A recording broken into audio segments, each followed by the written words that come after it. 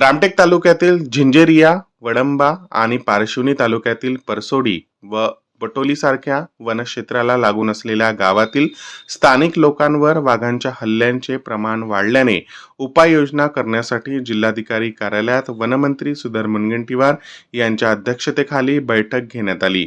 मागील वर्षभरात जंगलाला लागून असलेल्या गावांमध्ये वाघांच्या हल्ल्यात जखमी व मृत्यू झालेल्या अनेक प्रकरणाची चिंता वाढवली आहे. बैठकीत वनक्षेत्राच्या सुरक्षिततेसाठी स्थानिक लोकप्रतिनिधींच्या सहभागाने समित्या तयार करण्याची आवश्यकता अधोरेखित करण्यात आली.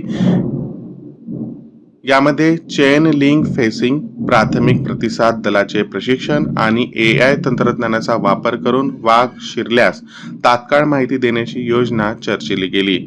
वाघाच्या हल्ल्यात जनावरांचे पंचनामे करणे आवश्यक असल्याचे वनमंत्री यांनी सांगितले. बैठकीस प्रधान मुख्य वनसंरक्षण शोमिता बिश्वास, जिल्हाधिकारी डॉक्टर विपिन इटनकर आणि जिल्हा पोलीस अधीक्षक हर्ष पोद्दार यांच्यासह अन्य अधिकारी व गावकरी उपस्थित होते.